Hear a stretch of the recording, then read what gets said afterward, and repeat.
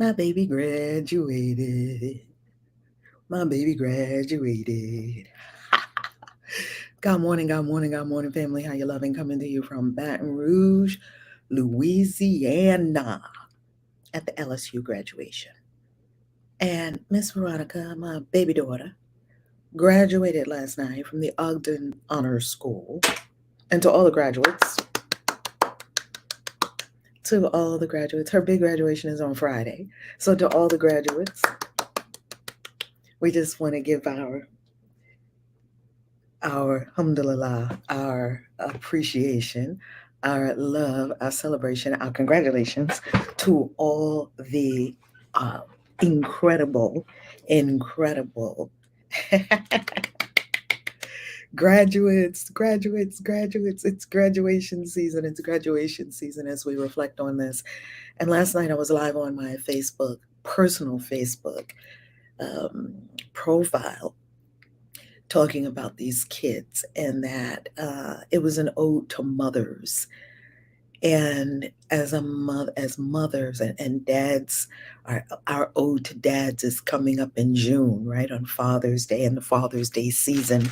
Right now it's Mother's Day season, and we just had Mother's Day this week, started off this week with Mother's Day, and now here we are at her graduation. And I was just very emotional last night, tears, because we never have to say, because we don't have to explain why we're emotional. We can share if we desire.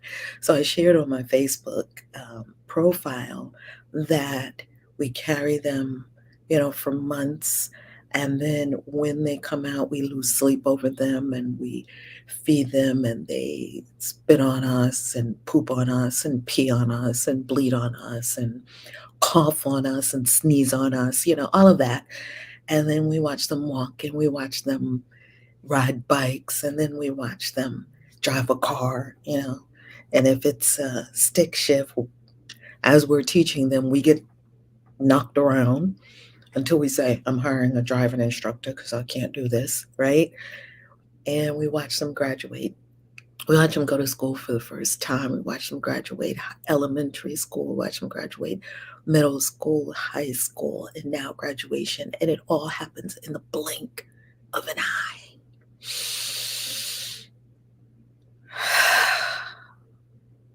Savor, savor every moment.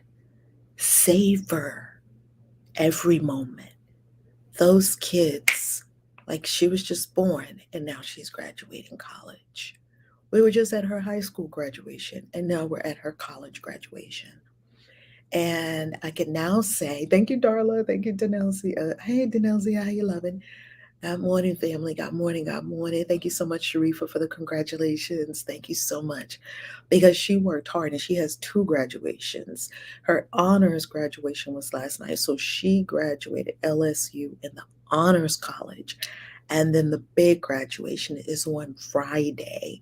And in 4 years of her being at LSU, no one ever heard me say LSU publicly. Because there are some interesting people on the internet, and I didn't want anybody rolling up on her school talking about, is your mama Valerie Love? We wasn't having that. So in 4 years, yeah, LSU, Louisiana. But now that she's graduating and she's leaving, I don't have any concerns whatsoever. I just wanted to make sure that her LSU experience was her own experience. It had nothing to do with me. I didn't want anyone talking to her. I didn't want anyone asking her anything about her mom. I didn't want any of that. So we've never said where she was at school. We just said she was at school. So every time you saw me over the years in New Orleans, you know, I was going to visit her, right? Because New Orleans and Baton Rouge are close. I would fly to New Orleans for the last 4 years, coming and going to New Orleans to see my baby at LSU and hang out with her. Me and her would hang out a lot in New Orleans, and oh my God, thank you so much. Thank you so much. Let me show y'all a couple of pictures because I'm just so proud of my baby. And I'm whispering because I'm in the hotel room and my other peeps are still asleep. Well, they're kind of stirring now. They're starting to get up now. But let me show you my baby. Let me show you my baby. Look, go LSU, go Tigers, go Tigers. Look at my baby. That was us last night. That is her graduating from the Ogden Honors. There she is, holding up her diploma in a sea of graduates, all of these honors students right here. That was the honors graduation last night. Okay, and the big graduation is coming up this Friday. So there you see her. There, baby. Hey, baby. Yes, yes. She killed that. Do you hear me? When you or someone you love accomplishes big, you need to go in and yes, yes, yes, you need to go in on celebration. Sharifa says, love that school. I love that school. I always wanted to attend. I might steal from my master's. So proud of her. Oh my goodness. LSU is amazing. And it is Shaq's alma mater. Go Tigers. And we went to see Mike. Mike is the tiger that's on campus here. They actually have a real tiger. I have mixed feelings about that, but I did go visit Mike yesterday. I think it's Mike 20 or yeah. They've had a lot of Mikes. Mike is an actual real tiger on the campus of LSU and the veterinary students take care of Mike.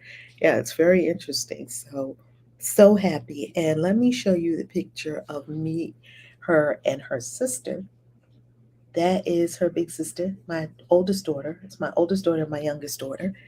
And let me show you a picture of, I won't show you a picture of her dad because her dad does not do social media at all. So I'm not going to put him on blast. He would have to put himself on social media. I don't put people on blast. He doesn't do social media at all. So I'm not showing you that picture. But here is me and my two daughters at the LSU graduation last night. And so that's her older sister, my oldest daughter, and then my other daughter. My oldest daughter is my mini me. They all tell me that. When you have children, one of them is going to be your mini me. My daughter, my oldest daughter, is my mini me. Even though, of course, she's very much her own woman. Um, I'm so proud of all of them. I'm so proud of all of them. So when you have people that are doing big things in your life, celebrate them. My daughter got cords on cords. Celebrate success. Celebrate success because even if you yourself are not in a season of success, celebrate all the success around you because it's like they say, God is in the neighborhood. Remember, they used to say that in church when we used to be in church. God is in the neighborhood. If God is handing out blessings. If your neighbor get a house, that means God is handing out blessings. God doesn't hand out blessings. You go get them. You cause your own blessings. Ye are God's. Yet I understand the concept. The concept is, or the idea is that if you celebrate other people, you are celebrating success. You're not being jealous. You're not being disappointed. You're in the energy of celebration of success. And so that success will come to you. It will. It will come to you eventually. It will. We don't know the exact hour or day. No one knows the hour or day, that day or hour, other than the Father, right? As Christ says. So yes. Ooh, you hang your honors. Dawn, I hang my honors cords on the Christmas tree. I have to tell my daughter about that because that is a great idea, Dawn.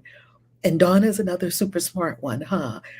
Wow, those honor students, they are so super smart. Some of the things that they were doing, they read some of their titles of their thesis papers. I'm like, these kids are so super smart. I don't even understand anything that I'm hearing right now.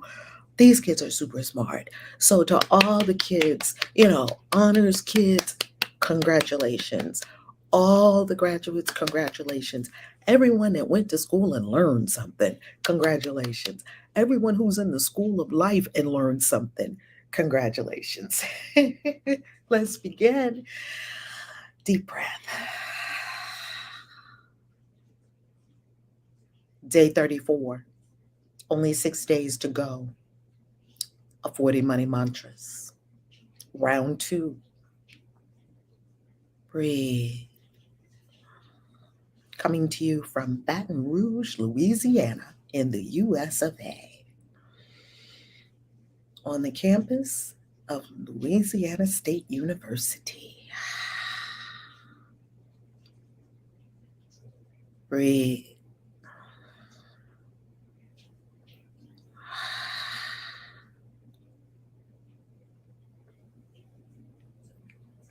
And right now, in the energy of stillness, in the energy of success, prosperity, abundance, in the energy of all good for all, we send forth an energetic beacon, a message. And our intention is to not only become wealthier, our intention is to go far beyond any experience we have ever had or even think we can have in wealth, abundance, riches, and prosperity. This is so even now. Ashe.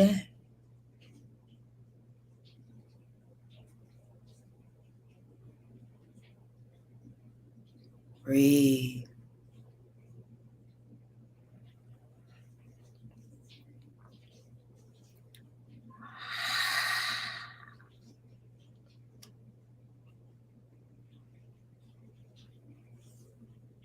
40 money mantras. Today is Thursday. It is Jupiter's day. By Jove. That is Jupiter. Today is day 34 of 40 money mantras. Multiply. Multiply. Multiply. Multiply. Multiply. Multiply. Multiply. I am grateful to manifest like Christ. The moment we're going to go into a esoteric secret of the Christ. I am grateful to manifest like Christ. Didn't say Jesus, Jesus the person, Christ. Jesus was a Christ. Christ is a title. Yes, you, I are Christ. Christ is a consciousness. The moment there is a requirement to be filled, I simply look to heaven, offer thanks, and break my bread. I use what is already present in my world and multiply it into more than enough simply by my thanks and faith. We've talked about the word faith. We'll talk about it again in a moment. I know I always have more than I require for all I desire. I know the universe multiplies. The word for today is multiply, multiply, multiply, multiply, multiply. Multiplies my good exponentially. We are talking about multiplication today, not addition. This is quantum addition. This is addition squared. Multiplication. It's exponential addition. I know there is multiplying power in my consciousness of thanks and praise. I know there is multiplying power in my consciousness of thanks and praise. Multiply me, and so it is. Let's talk about it. How did Christ in the stories manifest the 5,000, feeding 5,000 people from 2 loaves and just a few small fish? you read the story in a couple of the Gospels, they're a little bit different, yet it's the same esoteric principle. What did he do? He What's the setup? The setup is he is teaching the people out in the wilderness on the side of the mountain, and he's teaching the people, great teacher, great wisdom speaker, a rebel rouser as well, right? That's why they killed him. And as he's teaching and whatnot, they've been there for days. And so the apostle, of course, he's not hungry. He was in the wilderness for 40 days and didn't eat. So he's not thinking about food. He says the food, my food is the will of my Father, right? Man should not live on bread alone, but on every utterance, the word, the utterance of God, the word is energy. He's talking about prana. He's talking about being a breatharian. That's what we would call it in today's languaging. Well, he is there and hasn't eaten. They haven't eaten. And the apostles, no, they were not apostles yet. An apostle is a sent one, but a disciple is one who's learning. They were still disciples. They were not yet apostles, because they were not sent until later on. Right now, they were disciples. So the disciples said to him, we don't have, send the people away so that they can eat, because they've been here for days listening to you, and the people are about to pass out. Their food is run out. Back in the day, you would walk around with your bread and your, things, and you would walk past the farms and the lands, and you would pick, and the edges, no one could harvest all their land under the laws of Israel, right? You could only harvest 90%. You had to leave 10% for the gleaners, people who would come around the edge, people who didn't have as much land as you, people not as wealthy as you, people who were in dire straits, travelers who would just pick figs as they go, pick grapes as they go, on the edge of your land. And so send the people away so they can go get some food. And Jesus was like, send them to the store. Yes. And he's looking at them like they still don't get it. Okay, so he says, bring me what they have. You see, you always must start with what you have. There is a line that says, to the one that has more will be given to him, and to the one that does not have, even what he has will be taken away. This is another esoteric teaching that says you cannot get have out of don't have. You cannot multiply from a consciousness of nothing. If you think you have nothing, you think you are nothing, you think you're doing nothing, you think you're about nothing, how are you going to get something out of a consciousness of nothing? It's not going to happen. To him that has, that means you have in your consciousness. You may not have in the third dimension. You have it in the fourth and fifth dimension. In the fifth dimension, you are it. So you're coming from a place of fullness. You're coming from a place of abundancy, self-sufficiency, more than enough overflow. Therefore, because you have, more will be given to you. But to them that do not have the scarcity, lack, poverty, consciousness mindset, even what they have will be taken away from them. They'll get something, but then it'll go. So we are talking about a multiplication or a multiplying consciousness. And so he's always starting with what he has. If you look at the stories in the Bible, these are metaphors and allegories and esoteric. It's an esoteric science textbook, right? That's what the Bible is. Well, when you look at the stories, they always start with something that a person has. Even the widow that came to Elijah, he said, what do you have in your house? Your house always represents your consciousness, your mind. He started with what they had. Bring it to me. And he looked heavenward. He looked up. What does heavenward mean? No, you're not looking at sky gods. We don't do sky gods around here. Looking up means you raise your consciousness above. This is all esoteric. And it is very plain to see once you get an esoteric mind and stop looking at these things and think they're literal and think that somebody really did all these things. It's far beyond the literal.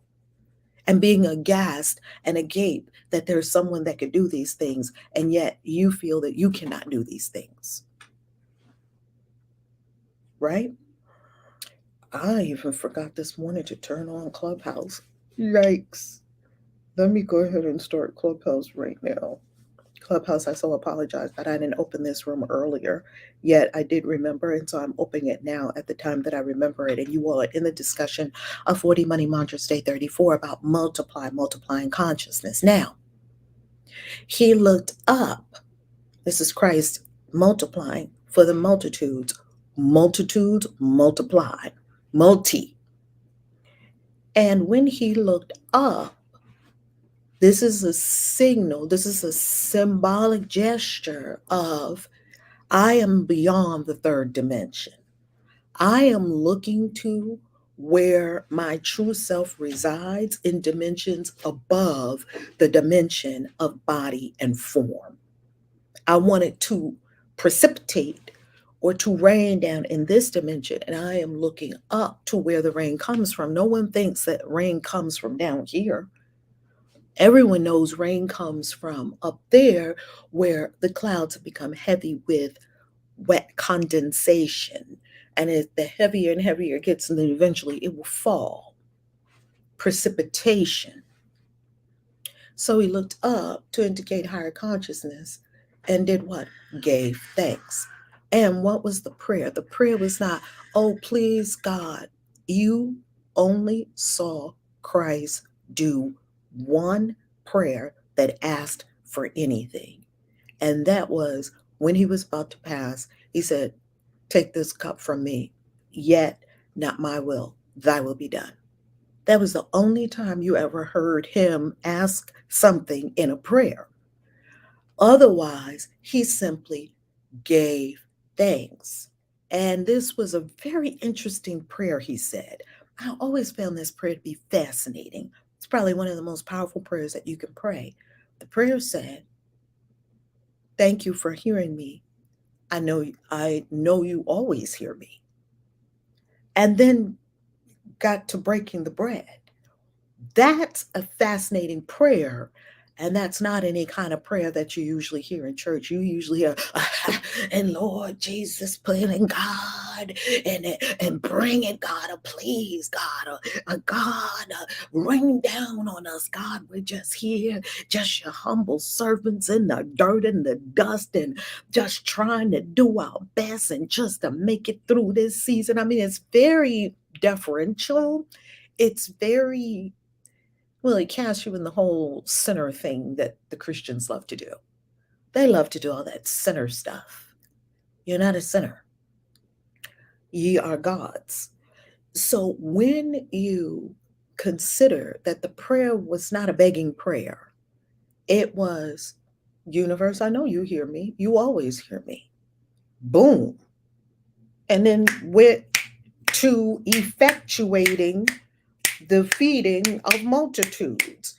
That this multitude, this multiplying is coming from you. It's not coming from over there. He knew he had it and he was giving it.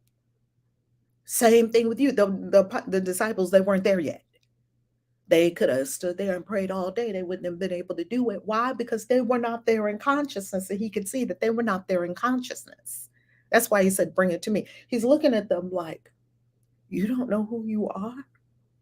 Read these stories. When you read the Gospels, even though, the Gospels are very fascinating books of literature, they're not what we were taught, right? They're just not what we were taught. Yet when you read the Gospels, you will be tapping into, when you read the whole Bible, all the Apocrypha and all of the pseudepigrapha, all the sacred writings, all the holy writings of the whole world, the writings people hold dear and treasure, read them all. You will find esoteric glints of just magnificent truths. Doesn't mean they were inspired by God. They're good books. I mean, Harry Potter is good books. Lord of the Rings is good books.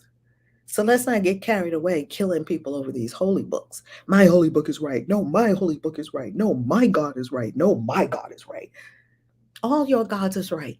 And all your holy books is right. Now, can we move on? Now, he looked up. He gave thanks. He asserted a statement of certainty and certitude. I know you hear me. You always hear me. And those two simple lines, I know you hear me. 5 words. You always hear me. Boom. And then done. Like, whoa. You're always heard. Unfortunately, your poverty thoughts are heard too. Your confusion thoughts are heard too and answered. Every thought is a prayer. Every word is a prayer. Every action is a prayer. Every emotional swelling of energy is a prayer. That's why we get to master ourselves spiritually, mentally, emotionally, physically, financially. We get to self master all dimensions of our consciousness. We're talking today on day 34 of 40 Money Mantras about multiply. The multiplying power of your consciousness that knows that you are always heard by this universe of life. That is what we mean by faith. We do not mean some kind of, oh, I believe. That's not the faith we're talking about. I believe. Throw out your beliefs. I want to be like Eckhart Tolle. Uh, Oprah asked him, so what do you believe about this, that, what do you believe? He said, nothing especially. Then he chuckled. You know how Eckhart Tolle is just so delightful because he's really funny. He says a lot of funny things and, and he's always chuckling like there's an inside joke. I think he's laughing at us, the ones that are still confused and making our way, right? I think he's comically laughing at us, but not really. Eckhart Tolle wouldn't laugh at us. But the whole idea is that he doesn't have any beliefs. And some of us are chock full of beliefs. We want to believe this, we believe that, we believe that, and believe that. And what I found out over the years is that my beliefs have nothing to do with truth. It's just what I think. My beliefs have nothing to do with truth. Most people cannot, even the cognitive dissonance that comes up when you present people with truth, yet their beliefs are invested in non-truths, is astounding. The level of cognitive dissonance that some of us are operating in. What is cognitive dissonance? It is when you hold something in your mind that you know rock solid to be the truth. I won't say no, that you believe, not no, that you believe to be the truth. It's rock solid. And then you are met with information, the truth that is revealed to you, that is not, that shows you clearly that that is not so. What you have held to be true for so long, that is just not so. Cognitive dissonance. That's why so many people have such a difficult time when you even explain to them that the Bible is not written by God.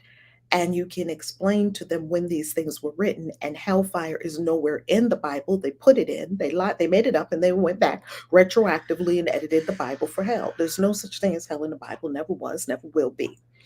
There's the devil is made up, he's a construct. When you start telling people all these things that now can be easily proven because we have the internet. Now I can understand 20 years ago if you still wanted to hold on to some of these rock solid things that people believe in, in churches.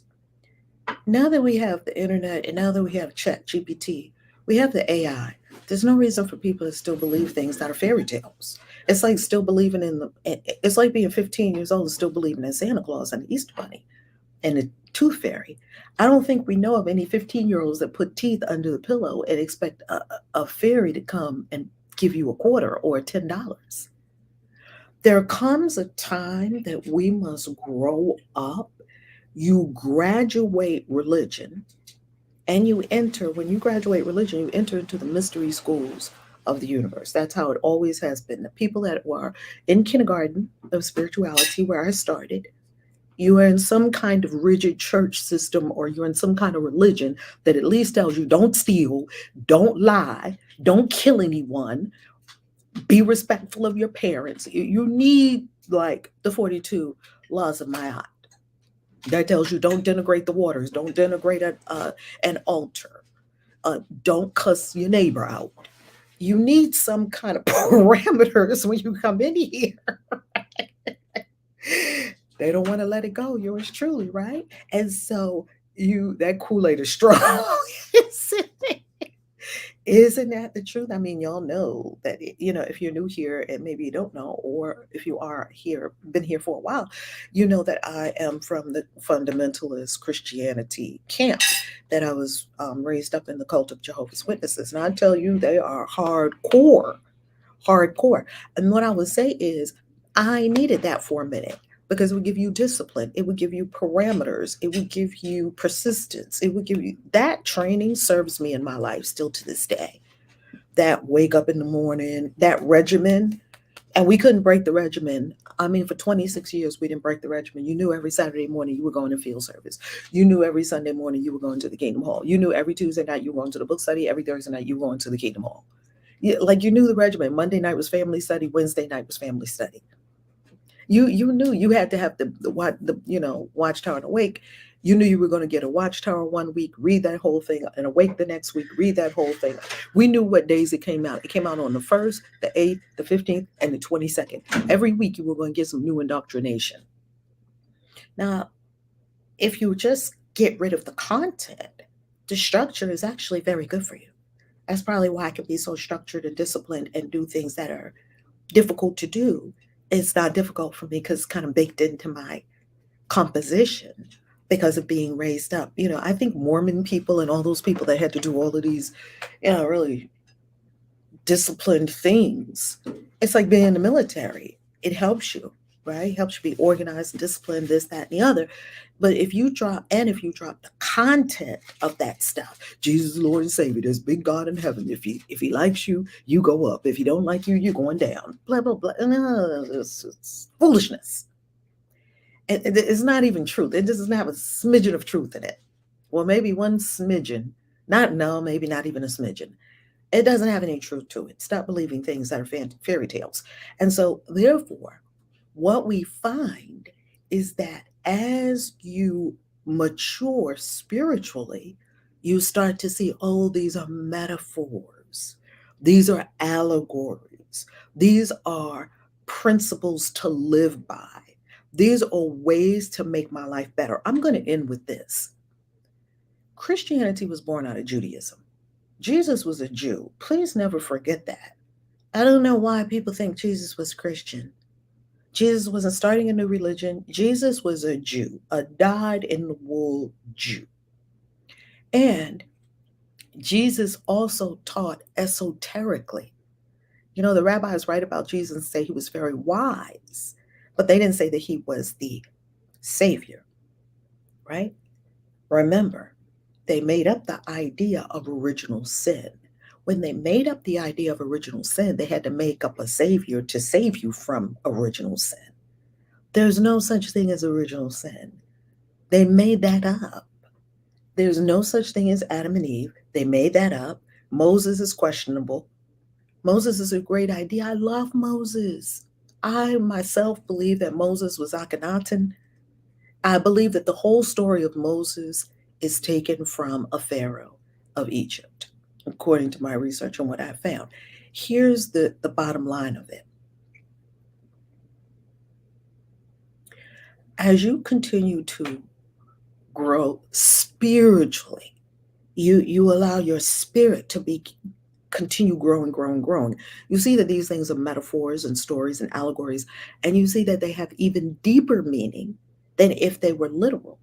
Because now that it's a metaphor, an allegory, and it helps you understand the secrets of the universe, you can use those to take your life all the way up. Jewish people, Jesus being a Jew, Jewish people did not have concept of heaven, nor hell, nor a devil. None of that is in any of the Jewish teachings. Christians came along with that much later, hundreds of years later, and poured all that stuff on. Jewish people don't have that. They don't have heaven, hell, and a devil. They don't have that. It's just not there. Christians find that so hard to believe. I'm telling you, if you even go on the Christian, which is TikTok, When I talk about hell's not real, do you know what very interesting Christians will say? Oh, it's real. I've been there and I've seen it. Boo, that's your mind. That's your mind, boo. It's real. People will fight you to keep hell. Why would you want to keep hell? Why do you want to keep it? So you can put other people in it, because no one ever damns themselves to hell.